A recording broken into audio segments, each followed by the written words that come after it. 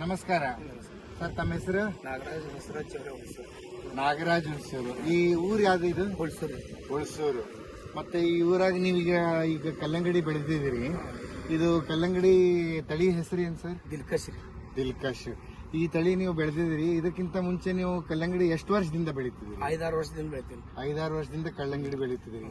So ಈ ದಿಲ್ಕಶ್ಗಿಂತ ಮುಂಚೆ ನೀವು ಬೇರೆ ತಳಿ ಏನ್ ಬೆಳೆದಿದ್ದೀರೋ ಆ ತಳಿಗೆ ಮತ್ತೆ ಈ ತಳಿಗೆ ನಿಮ್ಗೆ ಏನ್ ಅಂತರ ಅಥವಾ ಏನ್ ಫರಕ್ ಕಾಣಿಸ್ತಾ ಇದೆ? ಇದಕ್ಕ ರೋಗ ಬಂದಿಲ್ರಿ, ಮರ ರೋಗ ಹೆಚ್ಚಿಗೆ ಬಂದಿಲ್ಲ. ಇದಕ್ಕೆ ರೋಗ ಬಂದಿಲ್ಲ. ಇದಕ್ಕ ದಿಲ್ಕಶ್ ತಳಿಗ್ರಿ. ಮತ್ತೆ ಇದು ಸೈಜ್ ಭಾರಿ ಬಂದದ್ರಿ. ಎಲ್ಲ ಕ್ಯಾಪ್ಸೂಲ್ ಟೈಪ್ ಮಾಲ್ ಅದ ರೀ. ಮತ್ತೆ 5 kg ಮ್ಯಾಗೆ ಅವರಿ. ಎಕರೆಗೆ ಒಂದು 25-20 ಟನ್ ಮಾಲ್ ಆಗ್ಬಹುದು ನನ್ನ ಲೆಕ್ಕದಾಗ. ಒಂದ್ ಎಕರೆಗೆ 25 ಟನ್ ತನಕ ನಿಮ್ದು ಮಾಲ್ ಹೊಂಡ್ತದೆ. ಇದು ಕಿಪ್ಪಿಂಗ್ ಕ್ವಾಲಿಟಿ ಭಾರಿ ಅದ ರೀ. ಇದ್ರ ಮ್ಯಾಲ ನಿಂತರು ಬಿ ನಮ್ಗೆ ವಜನ್ ಹಿಂಗ್ ನಿಂತು ಬಿ ಅಂತಂದ್ರು ಇದು ಒಡೆಯಲ್ ಹೋಗ್ಯದ್ರಿ. ಹಣ್ಣು ಒಟ್ ಮಜಬೂತ್ ಹಣ್ಣು ಅದ. ಅಂದ್ರೆ ಮಜಬೂತ್ ಅದ. ಬ್ಯಾರೆ ಕಡೆ ಬಿ ಸಾಗಿಸ್ಲಕ್ ಚಂದ ಅದ ರೀ. ಅಥವಾ ದೂರ ಕೊಡ್ಲಿಕ್ಕೂ ಚಂದ ಅದ. ಮತ್ತೆ ಇದು ನಿಮ್ಗೆ ಎಷ್ಟು ದಿನದಾಗ ತಯಾರಾಗುತ್ತೆ? ಇದು 70 ದಿನದಾಗ ತಯಾರೈತ್ರಿ. ಈ ಚಳಿಗಾಲದಾಗ ರೀ.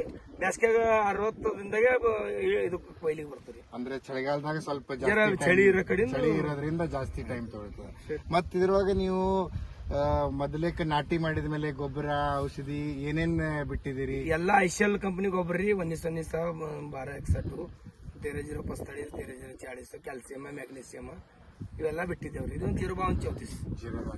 ಮತ್ತೆ ಇದಕ್ಕೆ ರೋಗ ನಾವು 4 ಔಷಧಿ ಹೊಡೆದಿವಿ ಸರ್. 4 ಔಷಧಿ ಹೊಡೆದಿವಿ. ರೋಗ ಹೆಚ್ಚಿಗೆ ಬೀಳಲ್ಲ ಇದಕ್ಕೆ. ಔಷಧಿ ಹೊಡೆಯೋದು ಕಮ್ಮಿ ಅದ. ಸೊ ಹಂಗ ನೀವು ಖರ್ಚು ಮಾಡಿದ್ದು ಕಮ್ಮಿ ಆದ್ರೆ ನಿಮ್ಗೆ ಉತ್ಪನ್ನ ಹೆಚ್ಚಿಗೆ, ಇಳುವರಿ ಆಮೇಲೆ ಪ್ರಾಫಿಟ್ ಬರೋದು ಜಾಸ್ತಿ. ಮತ್ತೆ ನೀವು ನಮ್ಮ ರೈತ ಬಾಂಧವರಿಗೆ ಏನಾದ್ರು ಹೇಳ್ಬೇಕಂತ ಮಾಡಿದ್ರಿ? ರೈತರ ಬಾಂಧವರಿಗೆ ಎಲ್ಲ ವೆರೈಟಿ ಮಾಡಿ ನೋಡ್ರಿ. ಕರ್ಪನ್ ಇದು ದಿಲ್ಕಶ್ ಒಂದ್ ಸರ್ತ ಮಾಡಿ ನೋಡ್ರಿ. ದಿಲ್ಕಶ್ ಇದು ಟೇಸ್ಟ್ ಬಿ ಭಾರಿ ಅದ ರೀ. ಎಲ್ಲಕ್ಕಿಂತ ಈಗ ನಂಬರ್ ಅದ. ನಮ್ಗೆ 6 ವರ್ಷ ಅನುಭವ ಪ್ರಕಾರದಾಗ ಇದು ಈಗ ನಂಬರ್ ಅದ. ಅದ ಕಡೆಯಿಂದ ಇದೇ ಮಾಡ್ರಿ ನಾ ರೈತರಿಗೆ ಹೇಳ್ತೀನಿ. ಇದೇ ಮಾಡ್ರಿ ಸರ್. 1 ನಿಮಿಷ ಅದ್ರ ಮೇಲೆ ನಿಂತು ನೋಡ್ತಾರೆ. ಈಗ 90 ವಜನ್ ಅದ ರೀ. ನಿಂತ ಕುಣಿದ್ರೆ ಕುಣಿಸ ಏನ್ ವೆರಿ ಗುಡ್. ದಿಲ್ಕಶ್. ಆಮೇಲೆ